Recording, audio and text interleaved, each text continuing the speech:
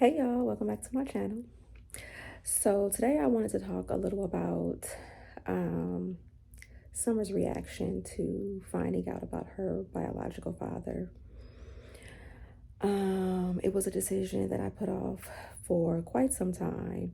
Obviously, in the beginning, it wasn't something that I felt was appropriate because of her age and level of understanding. And to be completely honest, it was something that I put off because I was just simply afraid of her reaction. Um, didn't want to see her hurt, pretty much. I didn't want to have to deal with picking up the pieces and having to explain and, everything that comes with when you tell someone something and it changes everything that they thought they knew from the beginning.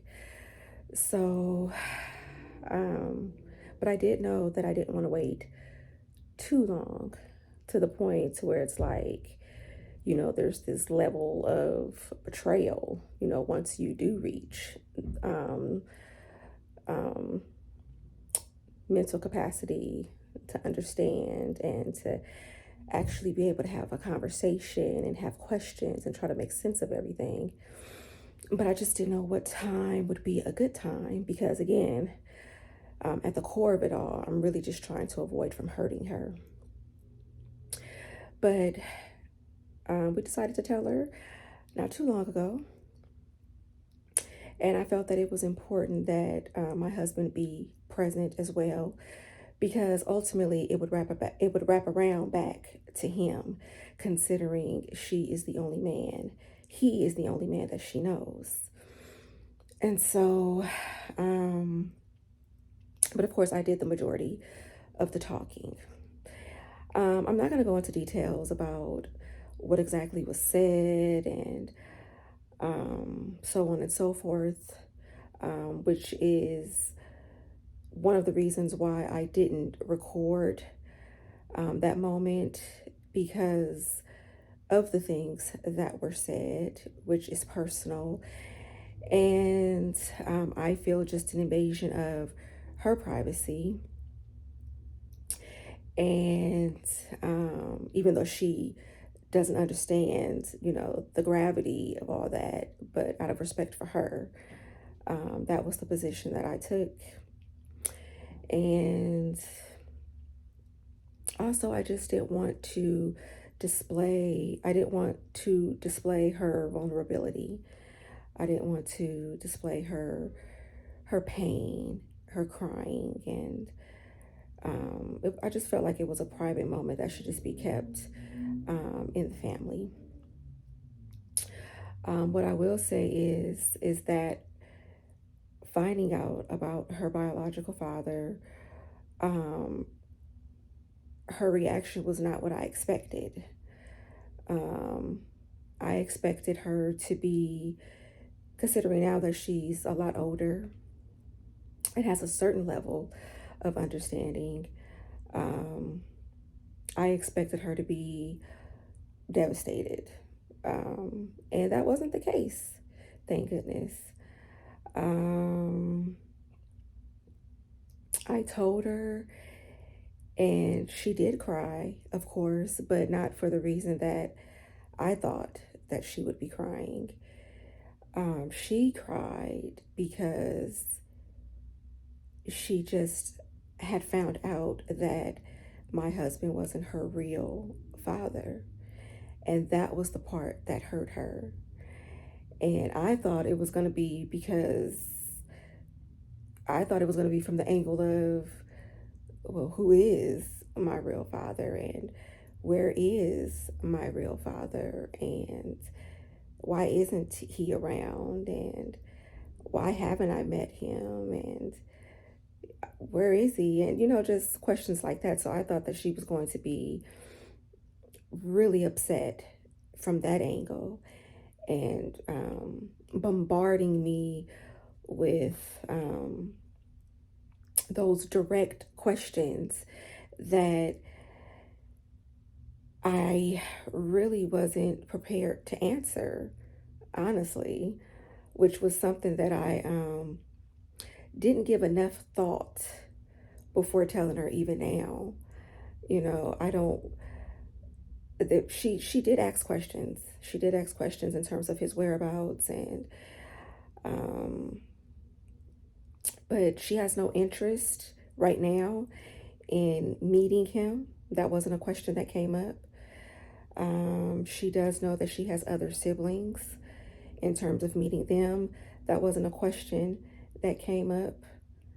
Um, but she did ask me, why did he leave you? Why, um, yeah, why did he leave you? And that was when I realized that I didn't put a lot of thought into the possibilities of questions that I may not be able to answer. And just out of fairness for the situation, and um, it was actually my husband's idea because I found myself trying to answer the question and did horribly. Um, I felt that, you know, there's just certain things that will be asked by her that he should answer on his own. Because I can easily paint a picture from my perspective that may not show him in the best light. And that's just not fair because ultimately that's just not what I'm trying to do. So, I guess what's important right now is that she does know and it's no longer a secret. And when the time does come to answer those hard questions, she will be in a better place mentally. She'll be a lot more mature and of mental capacity to be able to understand what it is that I'll convey to her in terms of how things happened and why things ultimately happened the way that they did. But yeah, her reaction was not what I thought it was going to be. She was more hurt about finding out that my husband wasn't her real father.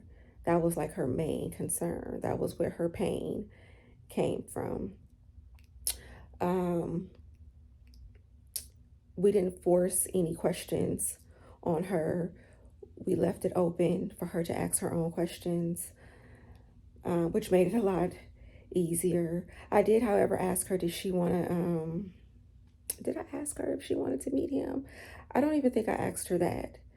Um, I just didn't want to put too much on her. Um, it was already enough just finding that out. So, and then I did go on to tell her that, you know, this is not a conversation that I'm going to bring up with you again. But if you ever have any questions, you know, of course, come to me and ask me, and I'll try to answer them as best as I can. And I think at that point, when she does come to me and ask me questions, more than likely it will be questions that she would really have to get answers from her father, because of the nature of the situation. It's not something that I can just give a one-sided answer to and it be fair and it makes sense. So um, I showed her pictures of him, and it kind of gave her a better sense of, because she's always wondered why she's lighter than her father and I and her siblings, and why her hair texture is different from us. And for a while, she's always been curious about why her last name is different from ours. So, upon showing him pictures and her being able to see what he looks like, you know, it made sense, you know, at that point when she saw him and what he looks like.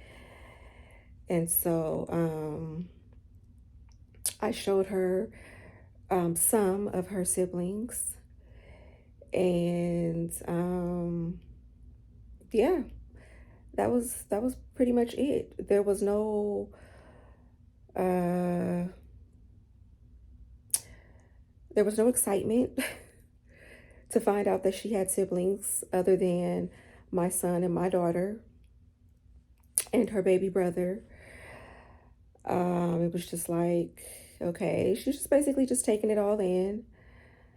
Um, there was no, oh, this is why I look the way that I do. I mean, there was nothing. There was nothing. I really made what I felt was going to be so hard. I just, from her reaction, I overreacted. But I know that she's young, and at some point that will change. So I just have to be ready. But at least it won't be as hard, when she does come back and want to revisit that conversation about her father and maybe want to meet him.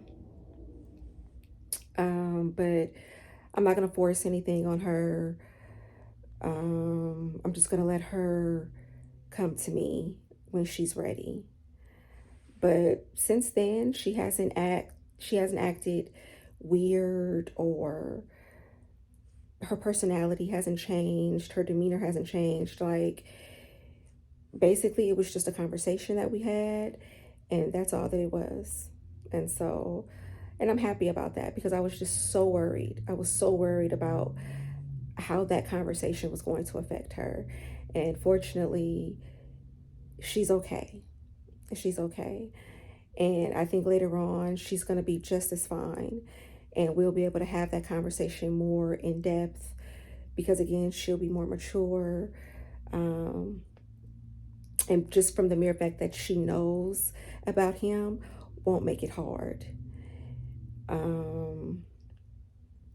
And so, yeah, Summer now knows about her biological father, and I am very happy that she finally does. It's a huge cloud removed from over my head and burden from my shoulders, and I'm so happy that it wasn't this nightmare that I thought it was going to turn into. And so, again, I'm going to give her space. I'm not going to force anything on her in terms of meeting him or bringing him up or anything like that. And we're just going to keep it moving like we always have. All right, so I hope you enjoyed this video. If you reached the end, thank you so much for your support, and I will see you guys in the next video. Peace.